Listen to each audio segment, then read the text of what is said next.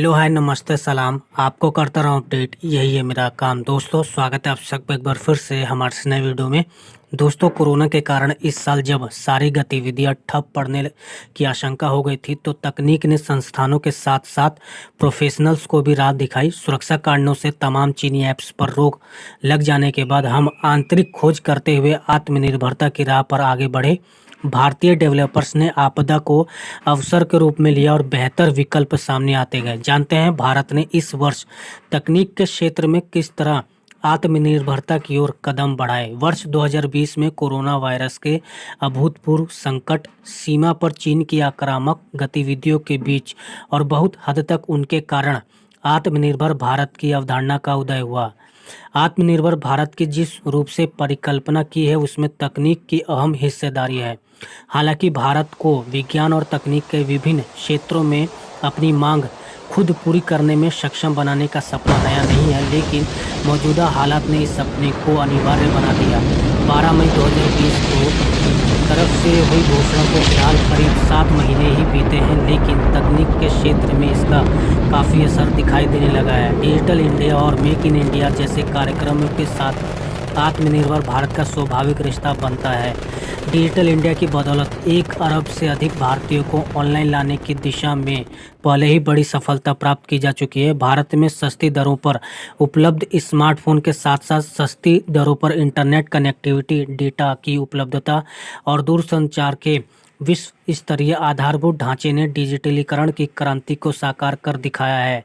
जिस अंदाज में लाखों करोड़ों भारतीय डिजिटल माध्यमों से भुगतान कर रहे हैं, आयकर रिटर्न भर रहे हैं, रेलवे टिकटों की बुकिंग करा रहे हैं, बैंकिंग सेवाओं और ई कॉमर्स का इस्तेमाल कर रहे हैं, सरकारी तंत्र से जुड़ चुके हैं, वह दुनिया के लिए आश्चर्यजनक उपलब्धि है, जिसका मुकाबला अमेरिका और ब्रिटेन जैसे विकसित देश भी नहीं कर सकते। यह बात अतियोक्ति न समझी जाए, क्योंकि यह एक हकीकत है। आत्मनिर्भर भारत अभियान की घोषणा होने के बाद हुए कुछ बड़े बदलाव का एक जायजा लेते हैं।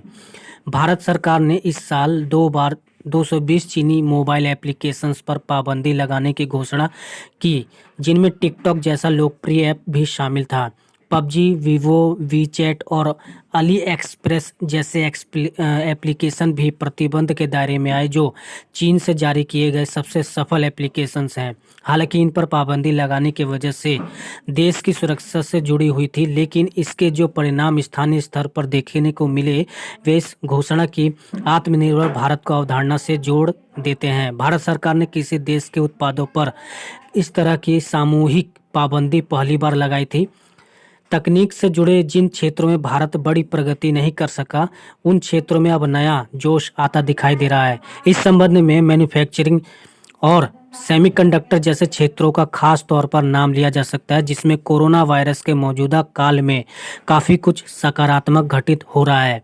आपने हाल ही में आई उन खबरों को देखा होगा जिनमें कहा गया है दुनिया की प्रसिद्ध दूरसंचार उपकरण विनिर्माता कंपनी एप्पल चीन में सक्रिय अपने संयंत्रों को भारत ला रही है। ऐसा ही कुछ अन्य कंपनियां भी कर रही हैं। ऑटोमोबाइल क्षेत्र में भी टोयो, उत्सुमो और सुमिदा नामक जापानी कंपनियां अपने कारखाने भारत ला रही है। जापानी कंपनियों को इस काम में जापान सरकार की तरफ से भी इंसेंटिव दिया जा रहा है। केंद्र सरकार ने इस साल जिन 10 क्षेत्रों में प्रोडक्शन लिंक्ड इंसेंटिव योजना शुरू की मंजूरी दी है, उनमें सूचना और संचार तकनीक का क्षेत्र भी शामिल है। इस योजना के तहत भारत के साथ साथ कई विदेशी कंपनियों ने भी आवेदन किया है। एप्पल, सैमसंग, लावा और माइक्रोमैक्स जैसे समूह भारत को मोबाइल उपकरण विनिर्माण का प्रमुख निर्यात केंद्र बनाने के लिए तैयार है। इस क्षेत्र में भारत चीन और वियतनाम को चुनौती देने की स्थिति में आ रहा है, जो वैश्विक निर्यात बाजार के 85% हिस्से को नियंत्रित करते हैं। सैमसंग ने भारत में 2 लाख करोड़ रुपए से अधिक मूल्य के ऐसे मोबाइल उपकरणों का निर्माण करने की प्रतिबद्धता जताई है, जिनको कीमत 15,000 रुपये से अधिक है। सरकार ने हाल ही में 5 वैश्विक और 5 भारतीय कंपनियों द्वारा भारत में विनिर्माण करने की प्रस्तावों को मंजूरी दी है। उन्होंने यह प्रतिबद्धता भी जाहिर की है कि उत्पादन पर खर्च होने वाली लागत का 60% हिस्सा निर्यात से आएगा। जाहिर है भारत में ऐसे क्षेत्रों में भी बदलाव आ रहा है जिनमें पारंपरिक रूप से हमारी मजबूती नहीं रही है।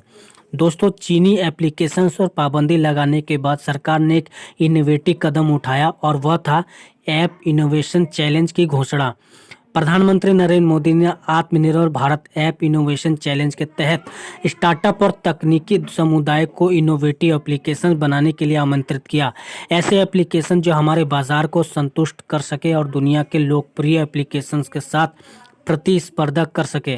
प्रधानमंत्री के आह्वान के बाद तकनीक जगत में सक्रिय युवाओं के बीच नया उत्साह आ गया है और दिनों दिन नए नए एप्लीकेशन सामने आ रहे हैं। जैसे चीनी एप्लीकेशन पर पाबंदी के कुछ ही दिनों बाद हमारे उद्यमी और विकासकर्ता लगभग हर चीनी एप्लीकेशन का विकल्प लेकर आए।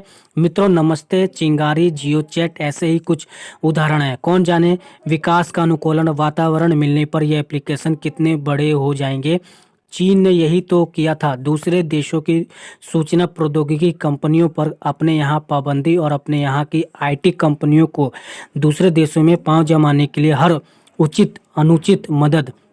हम चीन जैसे तो नहीं हो सकते, लेकिन स्वस्थ प्रतिस्पर्धा के माहौल में भी देसी कंपनियों को जायज़ प्रोत्साहन अवश्य दे सकते हैं। भारत में टेलीमेडिसिन की शुरुआत हुए कई वर्ष हो गए, लेकिन इससे जितना इस साल लोगों का परिचय हुआ है उतना पहले कभी नहीं हुआ था। कोरोना संक्रमण की वजह से लोग हॉस्पिटल जाने से डरने लगे थे। ऐसे में टेलीमेडिसिन लोगों के लिए इलाज का एक नया जरिया बन गया है। लोग घर बैठे देश के बड़े डॉक्टरों से इलाज की सुविधा उठा रहे हैं। स्वास्थ्य मंत्रालय की ई संजीवनी टेलीमेडिसिन सेवा से अब तक 10 लाख से अधिक लोगों ने टेली परामर्श ली है। देश के 550 से अधिक जिलों में ई संजीवनी का उपयोग कर रहे हैं। डॉक्टर से परामर्श के लिए लोग हॉस्पिटल की ओपीडी में जाने के बजाय टेलीमेडिसिन को प्राथमिकता देने लगे हैं। ऑनलाइन मीटिंग्स के लिए इस साल Zoom, WebEx, Microsoft Teams, Google Meet जैसे वीडियो कॉन्फ्रेंसिंग ऐप्स की खूब चर्चा रही है। ऑनलाइन मीटिंग से लेकर ऑनलाइन क्लासेस तक में इनका खूब इस्तेमाल हो रहा है। आपको लग रहा होगा कि इसमें कोई भारतीय नाम नहीं है, लेकिन इस वर्ष लोकल फॉर वोकल के तहत भारतीय कंपनियों ने वीडियो कॉन्फ्रेंसिंग टूल लॉन्च किए हैं, जिसे काफ़ी अच्छा रिस्पॉन्स मिला है। जियो मीट, वीडियो मीट, फ्लोर से नमस्ते, केल मीट, एयर मीट जैसे स्वदेशी ऐप्स उभर कर सामने आए हैं। हो सकता है इनमें कुछ नाम से आप परिचित ना हो, लेकिन ये जूम और गूगल मीट जैसे ऐप्स के कड़ी टक्कर दे रहे हैं। से नमस्ते ऐप पर तो मैंने आपको वीडियो भी बनाकर दिया है, आप जाकर देख सकते हैं। भारत में लोगों को कैश से खरीदारी करने में आनंद आता रहा है, लेकिन इस साल लोगों की यह आदत कोरोना वायरस की वजह से थोड़ी बदली है। जो लोग पहले ऑफलाइन शॉपिंग करना पसंद करते थे, वे भी अब ऑनलाइन खरीदारी करने लगे हैं। साइबर सिक्योरिटी फर्म मैकेफी ने ऑनलाइन खरीदारी पर एक सर्वे रिपोर्ट पेश की है, जिससे यह पता चलता है कि लोग अब ऑनलाइन खरीदारी करना ज़्यादा पसंद कर रहे हैं। 68% भारतीय ग्राहकों की ऑनलाइन खरीदारी में सक्रिय बढ़ी है। रिपोर्ट के मुताबिक हर 3 में एक भारतीय सप्ताह में 3 से 5 दिन ऑनलाइन खरीदारी करता है। वहीं 15% भारतीय प्रतिदिन खरीदारी करते हैं। कोरोना संक्रमण की वजह से लोग कैश की जगह डिजिटल पेमेंट को तरजीह देने लगे हैं। लॉकडाउन से भारतीय डिजिटल पेमेंट सिस्टम को काफ़ी फायदा हुआ है। World line India digital payment report के मुताबिक इस साल की दूसरी तिमाही में यूपीआई पेमेंट्स के भुगतान वॉल्यूम में 82% का इजाफा देखने को मिला, जबकि इसकी वैल्यू यानी भुगतान की राशि में 99% का इजाफा हुआ है।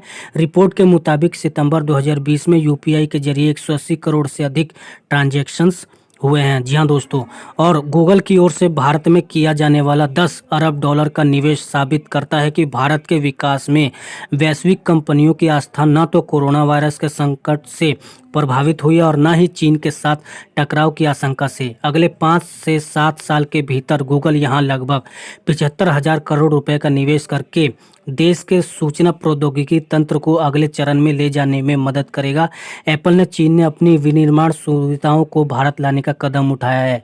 यह आईटी कंपनियों को संदेश देने वाली घटना होगी कि यहाँ स्थितियाँ बिगड़ रही हैं और कहाँ नई संभावना पैदा हो रही है। लगभग 21,000 करोड़ रुपए के कोष के साथ भारतीय प्रौद्योगिकी संस्थानों के पूर्व छात्रों की परिषद आईटी एलियोनी काउंसिल की स्थापना एक अद्भुत घटना है। आईटी से निकले पूर्व छात्र आज दुनिया की बड़ी से बड़ी आईटी कंपनियों को संचालित कर रहे हैं और अपने पूर्व शैक्षणिक संस्थानों को सैकड़ों करोड़ों डॉलर की मदद देने के लिए जाने जाते हैं। स्टैनफोर्ड, हार्वर्ड, एमआईटी जैसे संस्थानों को जाने वाला धन अब भारतीय संस्थानों में आने लगा है और इनका इस्तेमाल नई पीढ़ी को नवोन्मेष, आत्मनिर्भरता, स्टार्टअप और रोजगार सृजन की ओर प्रेरित करने में किया जा सकेगा। दूरसंचार के क्षेत्र की अग्रणी कंपनी रिलायंस जियो ने पूरी तरह से भारतीय 5G नेटवर्क के विकास और अमल की घोषणा की है। जियो का दावा है कि उसने विश्व स्तरीय 5G सेवा का पूर्ण भारतीय ढांचा बना लिया है और वह जल्दी ही इसे लॉन्च करने में सक्षम होगी। एक और तकनीकी कंपनी टेक महिंद्रा ने घोषणा की है कि वह भी पूरे देश तक सेवा पहुंचाने वाला 4G या 5G नेटवर्क बनाने की क्षमता रखती है और इसने इस दिशा में शुरुआती काम किया भी है। उम्मीद करता हूं दोस्तों ये वीडियो आप लोग काफ़ी पसंद आई होगी। अगर पसंद आई तो इसे एक लाइक दे दीजिए और हमारे चैनल को सब्सक्राइब नहीं किया है तो प्लीज़ यार सब्सक्राइब कर लीजिए ताकि कोई भी नोटिफिकेशन आपसे मिस ना हो। आपका इस वीडियो से रिलेटेड आपका कोई भी सवाल आप हमसे पूछ सकते हैं। साथ ही ट्विटर इंस्टाग्राम पर DM कर सकते हैं, आप हमसे सवाल पूछ सकते हैं। इस वीडियो को अपने दोस्तों में शेयर करें ताकि उन्हें भी आत्मनिर्भरता भारत की और उनका ध्यान खींचे और वो भी अपने भारत के बारे में कुछ सोचें। मैं मिलूंगा अगली वीडियो में नए टॉपिक के साथ। तब तक के लिए नमस्कार। वीडियो देखने के लिए आप सभी का आभार व्यक्त करता हूँ।